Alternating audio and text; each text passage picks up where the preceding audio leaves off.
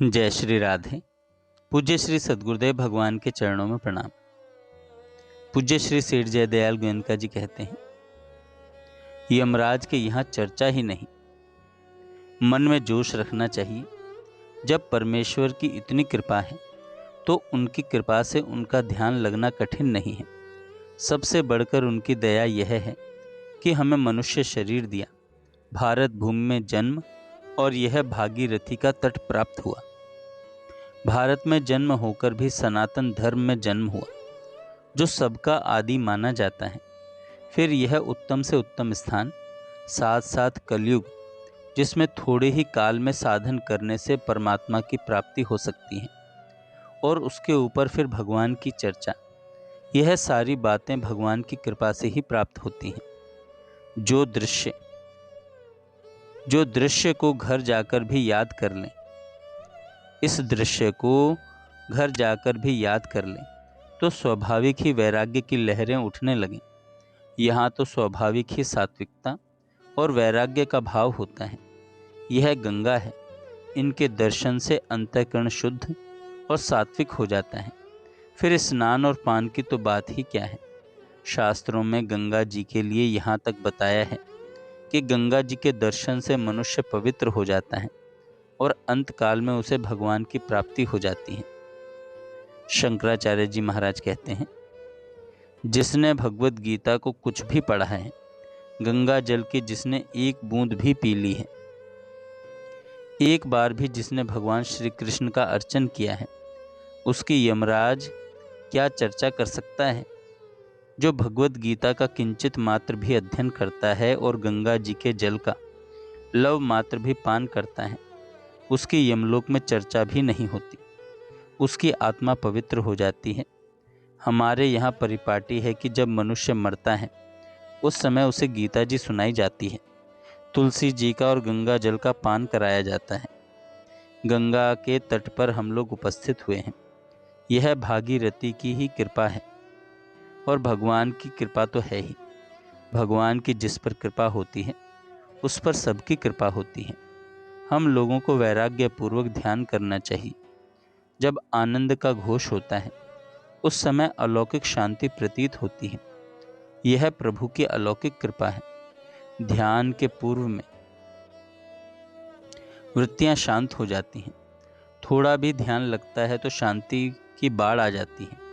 परमात्मा को जो चिन्मय स्वरूप है उसका प्रादुर्भाव हो जाता है।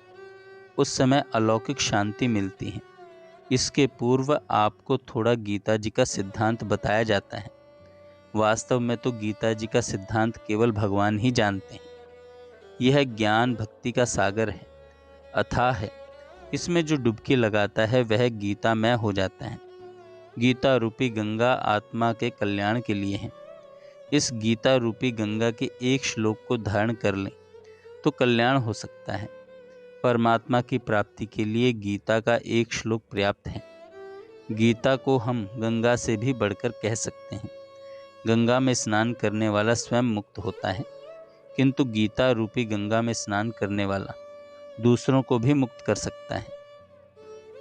मनुष्य को नाम जप ध्यान करते हुए मरना चाहिए। यह मरना काशी में मरने से भी बढ़कर है। अंत काले च मामेव स्मरण मुक्त्वा कलेवरम। जो पुरुष अंत काल में मेरे को स्मरण करता हुआ शरीर को त्याग कर जाता है, वह मेरे साक्षात स्वरूप को प्राप्त होता है। इसमें कुछ भी संशय नहीं है। सेठ जी कहते हैं, प्रभु मैं साक्षात दर्शन का पात्र नहीं हूँ। हे प्रभु, अंत काल में अपनी स्मृति दें। सारे जन्म के किए हुए शुभ कर्मों के बदले में यह सौदा होता हो तो कर लो। भगवान से कुछ नहीं मांगना चाहिए, पर मांगो तो यह मांग लो। बाली की बात आती है, जेहि जोनि जन्म कर्म बस तह राम पद अनुराग हूँ। अब तो प्रभु यही कृपा करें कि जिस जिस योनि में अपने कर्मों के अनुसार जन्म लूँ, उस योनि में आप में प्रेम हो और आपके चरणों में अनुराग हो। बाली में कितना स्वार्थ त्याग है, इसलिए भगवान ने बाली को परम धाम भेज दिया। अंत समय में मरने वाले भाई बहन को जाकर भगवान नाम सुनावे। उस नाम सुनने के कारण मरने वाले के प्राण भगवान को याद करते हुए निकलें तो उसका बेड़ा पार है। सुनाने वाले भाई का काम हो गया। अंतकाल की यह गति काशी में मरने से भी बढ़कर है। सप्तपुरियों में अयोध्या, मथुरा, मायापुरी, काशी, कांची, उज्जैन, द्वारिकापुरी मृत्यु से भी बढ़कर है। काशी में जो पापी मरता है उसे पाप का दंड भुगतकर मुक्ति दी जाती है। पाप का दंड भुगताकर मुक्ति दी जाती है। वहाँ 36,000 वर्ष तक की पाप भुगतने की अवधि है। पर जो भगवान के नाम, रूप, गुण, प्रभाव, तत्व और रहस्य को याद करता हुआ जाता है वह तत्काल ही मुक्त हो जाता है। उसकी सद्यो मुक्ति हो जाती है, चाहे वह काशी में न मरकर किसी ग्रहित स्थान में मरे। यह कोई रियायत की बात नहीं है, यह भगवान का सामान्य कानून है। यह मनुष्य अंतकाल में जिस जिस भी भाव को स्मरण करता हुआ शरीर को त्यागता है उसको ही प्राप्त होता है। परंतु सदा जिस भाव का चिंतन करता है प्रायः अंतकाल में भी उसी का स्मरण होता है।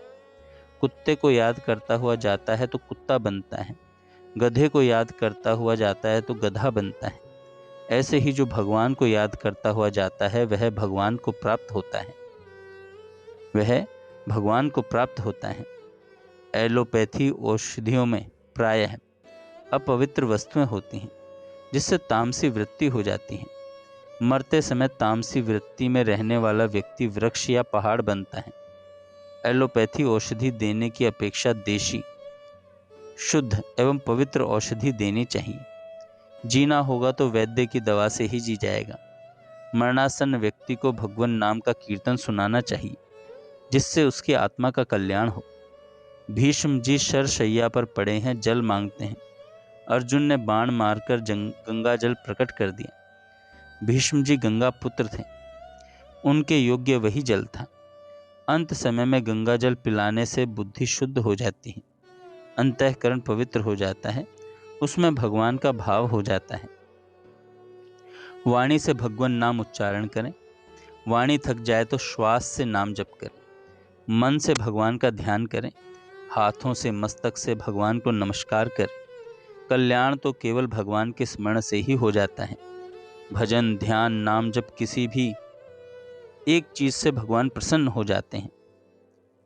भगवान ने गीता जी में कहा है, यज्ञा नाम जप यज्ञो अस्मि, और यज्ञ सब साधन है, जप यज्ञ मेरा ही स्वरूप है।